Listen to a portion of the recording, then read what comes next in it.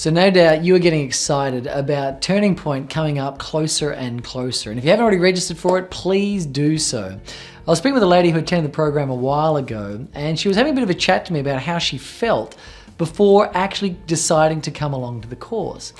Now, what this lady wanted to do was she wanted to have a better life, and I know that everybody out there is always looking to have a better life in some way, shape or form. The difference is that she wanted to do it quite rapidly. She was trying to work out a way of quickly getting the results that she most wanted in life because she was currently in a job that sort of paid the bills for her. But like many people out there, she was not fully satisfied with the job. She wasn't fulfilled in her career, and she definitely wasn't waking up inspired, which is a big epidemic that we have around the world. And because of that, she tried many things. You know, she'd gone and studied some different healing arts. She'd gone and learned some different coaching methodologies, some different practices, and she tried numerous different jobs, but she was really quite stuck. She didn't really know what she wanted to do. She didn't know which way to turn. She didn't know what she was meant to do in life. She was unsure about everything. She was doubting herself, and I'm sure you probably can't relate to anything that I'm saying. But the fact is, people really do struggle to know exactly with crystal clear clarity what it is they're meant to be dedicating their life to, or what a lot of people call their purpose. And obviously Turning Point is something that is designed to assist you with that, to rapidly find what that is that's meaningful to you. But here's what I explained to this lady that I think might benefit you as well, because it gave her some clearer distinctions around understanding why is it that quite often we set goals all the time. We start our year with this incredible shopping list of all the things we want to get done. However, at the end of the 12 months, nothing has actually been achieved. And like her, maybe you are also a little bit confused or curious about why does that happen? Why do we always set these goals, and why do we often never follow through with what we say we're going to do? And the answer is actually what we call alignment. Alignment between your head, your heart, and your hand, or your thoughts, your feelings, and your body. And alignment really is a critical piece of information that most people need to learn in order to become more successful in what they're doing. So I want to give you a little bit of a breakdown about how alignment really works, and I'm going to use it by referencing parts of the brain stem. Now, if you don't understand what the brain stem does, the brain stem is inside your body somewhere. It's a part of what makes up who you are, and it's part of where functions of your brain are stored and kept and layered on one on top of the other. And basically, if we understand little bits about the brain, we can start to understand how do we actually make sure that we're taking the right action. Because at the end of the day, it's got nothing to do with the goals we set. It's got nothing to do with the dreams that we have or how far we want to go. It's do we actually take the relevant action that results in the things we want? As in, can we get our head, our heart, and our hand working in unison so when we take the actions, we're able to progress consistently towards what it is that we want. Now, there are 3 core roadblocks that you're going to face when you want to go out there and get alignment between your head, heart, and hand. And each one of them has relevance to different parts of the brain. So the very first roadblock that you're going to come up against is what we call the hind brain, or the reptilian brain, or what's been labeled as the croc brain. And this brain has a very specific process. What it does is it filters out information based on a series of 7 core ideas. So as you're working out with your goals and trying to work out what it is you want to do or what it is you want to achieve, the very first thing you do is you filter your goals through a filtering system. So if you imagine that there's something that you would absolutely love to do, and you want to get that all the way up into where you say yes and where you start taking action, you've got to move that goal through 3 distinctive phases. So the very first one is a filtering system. And this filtering system is basically 7 core filters that sort of filter through the information that you have to get through in order for you to take the right action. I'll explain what each of these filters are. The first one is fear. Is there any fear around what it is that you're wanting to achieve in life? So if you write down a goal and that goal has some type of fear associated with it, you have to work out ways in which to rectify that. The second one is doubt. Is there any doubt in your mind about your ability to achieve the goal or your ability to actually start the goal to begin with? The third one is danger. Is the goal in any way, shape or form dangerous to your survival? The next one is uncertainty. Do you have any uncertainty about how the goal works, the types of things you're meant to be doing? The next one is complication. Do you deem this goal to be a complicated activity? The next one is suspicion. Is there anything about this goal that you want to achieve suspicious in any way, shape or form? And the last one is boredom. Is this goal in its achievement going to be deemed to be boring. Now, these are the 7 core things that the reptilian function of your brain filters for. If it gets a strike on any of those 7 things, it'll freeze up the system and prevent you from taking action.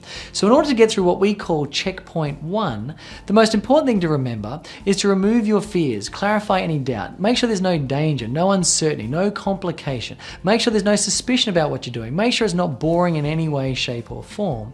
And if you are able to do that with your goals, you'll be able to move through to the next checkpoint. If any of those things get stuck, however, as I mentioned, you will sort of freeze up. The second thing we've got to get through once we get through the first layer is to get through our emotional start of our mind. See, this part of our brain is known as the instinctual part of our brain. So they label this thing as an instinctual in nature. It's being triggered by your instincts. The second part of your brain, though, is emotional in nature. And they class this as your emotional state. So how do you feel about things? So, with your goals, one of the most critical things you can start to do is imagine your goals every night. Now, I know you've probably heard this before. It's not rocket science what I'm teaching you. However, it is important to know the correct order and sequence to do these things in. First, remove any of these filters that get stuck, and then second, begin the process of imagining. The beautiful thing about imagining your goals means you start to feel the feelings associated with those goals. And the more you imagine the goals, the more you start to line up the way that you feel around the achievement of those goals. A lot of the reasons people don't go out there and create the goals they want in life is because they don't have any reference point for how they will feel once that goal is completed. And because they don't have a reference point for how they're meant to feel when the goal is completed, they then deem that to be outside of their comfort zone and potentially dangerous, which shoots them back down to checkpoint 1 and stops them from moving forward. So the second big thing you want to do here is you want to work with your emotional state. And what I mean by that is you want to be able to visualize your goals on a regular basis. And we've got processes that we're going to teach you at Turning Point, the processes that are actually used by Olympians. A very specific, structured, step-by-step technique that allows you to imagine with the same level of intensity, the same level of clarity, and more importantly, the same level of success that world-class performing athletes utilize. So the thing here is where you get used to the emotions, you get used to the vibration of the feeling of things, so it's inside your comfort zone, therefore meaning you take more conscious action in accordance with that, instead of reacting to life. Now, if you're able to get through those first 2 checkpoints, good news is you now move into the rational part of the mind. So the rational part of the mind is all about processing rational information. It's about processing logic. It's about processing language, willpower, discernment, these kind of things. And in this part of the brain, this is where we really start to look at why whatever it is that you're doing is important to the other areas of your life. And this is where something known as values can come quite strongly into play. In this part of goal setting, you've got to make sure that your goals link up to that which is most important in your life. I'll give you an example. Let's just say you wanted to create some extra wealth in your life, and I know everybody is interested at some point of having some level of mastery over this thing they call wealth creation. And so say you want to build up some more money, but unfortunately your highest value is family. So if you've got an hour spare and you've got 2 options in front of you, one is to learn about how to build wealth and the other one is to spend time with your family. Well, if family happens to be your highest value, I'm here to tell you that hour is going to be allocated to spending time with your family. And in doing so, it means you won't actually have any time to take action in accordance with wealth creation. So in this section of your mind, what you're looking to do here is link up the areas of your goals to the things that are important. And in doing so, engaging the rational parts of your mind. So here is where we really start to understand at a deep level what we like to call the values track. And the values track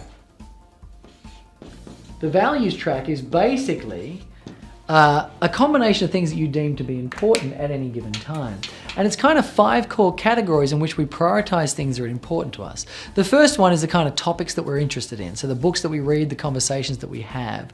The second one is the kind of results we want to get. So do we want to make money, be healthy, have great relationships? The next one is the kind of actions that we love taking. Do you like playing the piano? Do you like riding bikes? Do you like speaking from a platform? The next one is what we call character traits, the kind of things that we value in other people. Do we value that they're humble, that they're compassionate, that they're friendly, that they're funny? And the last one is what I call kinesthetic experiences, as in the types of feelings we like to feel at any given time. So in this section, what we want to do is we want to make sure that what's most important to us is linking to the things that we want to create in our life. So if you do want to create wealth, for example, and your highest value is family, you might start asking yourself, how does creating ever greater levels of wealth allow me to spend more time with my family? And just by answering that question, you'll start to link up the parts of your mind and allow yourself to get through checkpoint 3.